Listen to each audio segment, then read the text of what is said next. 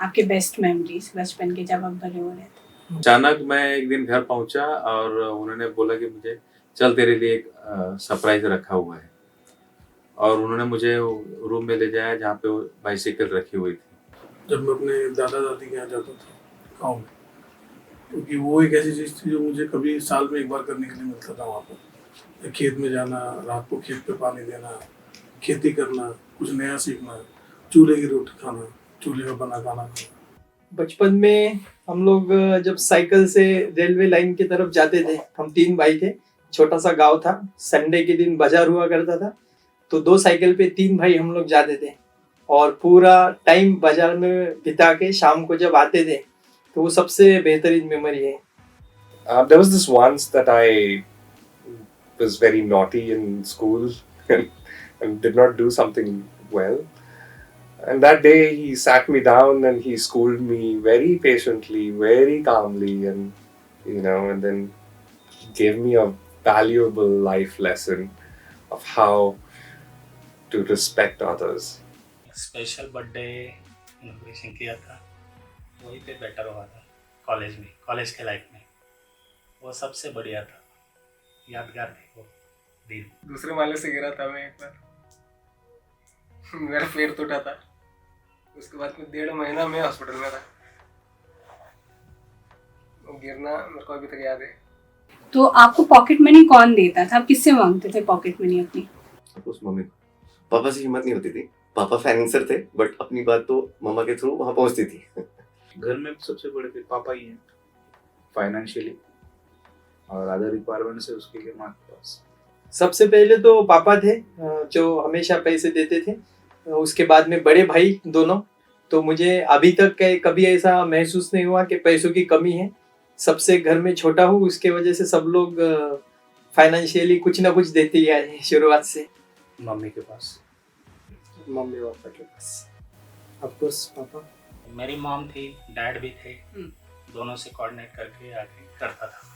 पापा के पास always go to my mom because even if she says no, there was a way that okay, she said in politely or something. But when it comes to dad, so it was a bit difficult for me. Mostly through my dad. तो graduation में तो हमारा monthly expense fix होता था कि hostel का इतना है, तुम्हारा इतना, मैथ्स का इतना, तो वो पापा देते थे। लेकिन अगर कभी एक्स्ट्रा मनी चाहिए होता तो मम्मी से मांगते थे। जब आपको भूख लगती है, ठीक है, और आप घर पे जाते हो, तब आप खाना किससे मांगते हो? मम्मी से। अभी तो मम्मा से दूर रहना होता है, मम्मा गांव में है, बट यहाँ तो फिर वही वाइफ ही है जिनको बोलना पड़ता है। वाइफ से, मम्मी से। लेकिन आफ्टर मैरिड कि जब जाते हैं तो पहले वाइफ से मांगते हैं। It's of course my wife now. वहाँ तो मिसेस बनाती है। Mom, mamma. Of course, moms are always there. Earlier it was my mom, now it is my wife. Wife. जब आप बीमार होते हो तब आप क्या एक्सपेक्ट करते हो, कौन आपका ध्यान रखे? मेरे मुंह से जनरली मैं बीमार होता, पेन में होता हूँ, तो मेरे मुंह से सिर्फ माँ माँ निकलता है। पहले तो मतलब अभी तो पापा नहीं रहे, तो मैं माँ की उम्मीद ज़्यादा रखता हूँ कि माँ लेके जाए, और उसके बाद वाइफ। वो तो wife obviously, because mummy papa को तकलीफ नहीं देना चाहता हूँ, और वाइफ शी ऑलवेज केयर्स। अभी एक्चुअली फैमिली तो साथ में नहीं रहती है, तो अभी वाइफ है, तो डिपेंडेंट तो वाइफ पे हूँ अभी। तभी तो ऐसा लगता है कि पापा हॉस्पिटल लेके जाए और मम्मी ख्याल रखे। Either my sister or my wife. देखिए अभी इस उम्र में तो मम्मी पापा को नहीं बोल सकते कि हॉस्पिटल लेके जाए, तो फिर लाइफ पार्टनर पे बोल सकते हैं ऑफ कोर्स। मॉम, माँ ऑलवेज। पापा ही करते हैं। आपकी जिंदगी में अगर माँ को छोड़ा जाए तो वो स्पेशल औरत कौन है? Special female? स्पेशल भी मेरी चाची है, क्योंकि वो उनको मेरी मदर फिगर ही है एक तरह से। मैं अपनी माँ में और उनको डिफरेंस नहीं मानता। उससे मेरी वाइफ है और मेरी एक फ्रेंड है। फिर भी मेरी टीचर है जो मुझे प्राइमरी स्कूल में पढ़ाया जिन्होंने, तो वो उनको मैं मानता हूँ। हाँ, अभी तो मेरी वाइफ है। आपको वाइफ? मेरी वाइफ, और उसके बाद मेरी बहन। Wife, that's it. मेरी दादी। It's my wife. वाइफ मेरी वाइफ मेरी कजन सिस्टर है।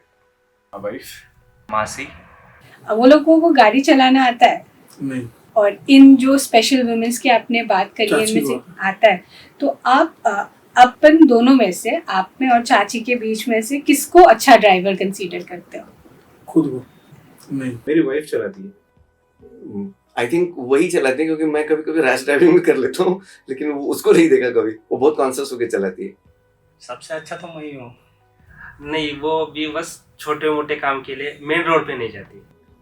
वो चिल Two wheeler. मैं और ऐसा क्यों? बिकॉज वो थोड़ी डरती है। That definitely is me. नहीं, अभी उतना कॉन्फिडेंस नहीं है उसके कि वो गाड़ी हाईवे पे या मेन रोड पे चलाए। मैं ऐसे चलाता हूँ। I would say हाँ। हाँ। Yeah. मैं रात को काफी लेट हो गया है और कुछ बहुत इमरजेंसी है, उस टाइम पे कौन जाएगा बाहर? मैं जाऊँगा। और एक वुमेन क्यों नहीं जा सकती है बाहर? रात में तो जनरली मैं वो सोचूंगा कि जेंट्स ही जाए। और इसके पीछे का रीजन क्या है? इसके पीछे का रीजन क्या है? देखिए, फिर वही हो गया हमारा कि हम जो रिस्पॉन्सिबिलिटी निभा रहे हैं, जो केयर करना है हमको लोगों का, तो पुरुषों में ऐसा है कि जब भी कोई मुसीबत वगैरह आएगी या कुछ भी आएगा तो वो ज्यादा स्ट्रांग होते हैं फेस करने के लिए। और बाहर के मामले में तो ज्यादातर ऐसे ही देखा गया है। अगर कुछ मेडिकल इमरजेंसी है, अभी बाहर आप माहौल देख रहे हैं, जैसी चीजें चल रही हैं, कुछ भी है, तो मुझे नहीं लगता कि रात के अगर 1 बजे कोई इमरजेंसी आती है और वहाँ जेंट्स अवेलेबल है तो लेडीज को ज्यादा बाहर भेजना मतलब ये ठीक नहीं है। बीइंग एक तो ये होता है, being head of the family थोड़ी मुझे लगता है मेरी जिम्मेदारी है, मुझे करना चाहिए। हाँ, लेकिन कई बार ऐसे मतलब मेरे फादर के डेथ के बाद कई बार ऐसा रहा, बिकॉज ऑफ जॉब की मेरी रिस्पॉन्सिबिलिटी वजह से मैं बहुत सी चीजें करनी थी जो मतलब शायद उस घर के बेटे को करना चाहिए था, मैं नहीं था अवेलेबल, तो उसमें मेरी वाइफ ने किया वो सारे काम। घर का कोई भी रेस्पॉन्सिबल आदमी जो उस वक्त मौजूद है, आप जनरली मेल, तो मुझे जाना चाहिए। वो तो मेल नहीं जाना चाहिए। क्यों? डिपेंड करता है वैसे सिचुएशन क्या है, बाहर सिचुएशन क्या है और किसको फेस करना है। मैं आपको क्या लगता है सोसाइटी में कितने सारे लोग होंगे आउट ऑफ 100? अगर सोसाइटी को एज अ होल देखूं मैं 100%, तो आपको क्या लगता होगा इस मेंटालिटी के लोग कितने होंगे और कितने इसके अपोजिट मेंटालिटी के होंगे जो डिस्क्रिमिनेट करते होंगे कि जैसे कि होता है ना कि नहीं वो लड़की है तो ये काम वो अच्छे से नहीं करेगी, ये लड़की है तो ये लड़कों की बराबरी नहीं कर सकती, तो ऐसे कितने लोग होंगे आउट ऑफ 100?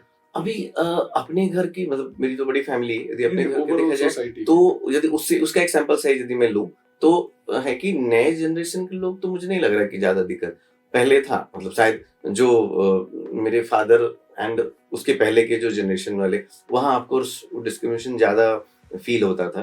तो ये रेशियो कितना होगा अभी?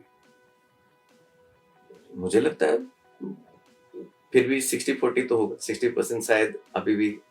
रेशियो मेरे हिसाब से अगर अपन ओल्ड जनरेशन की बात करें तो 90% वही सोच वाले हैं कि लेडीज ने बाहर नहीं जाना चाहिए, लेकिन अभी वाइस वर्सा हो गया। मतलब 10% लोग ऐसे हैं जो वो सोच रहे हैं, 90% सोच रहे हैं कि लेडी शुड बी इंडिपेंडेंट। अगर मीडिया में या कहीं प्रूव करने के लिए स्टैटिस्टिक्स के थ्रू देखा जाए तो 70% लोग ऐसा सोच सकते हैं, लेकिन अगर रियलिटी की बात कर दे तो मेरे हिसाब से 50% से भी कम है। तो अगर किसी को, अगर आप मुझे भी पूछोगे सो I will say I will come to 70%, but sometimes कुछ सर्कमस्टांसेस हो गए कि मैं खुद को भी 50% के नीचे मानूंगा कभी।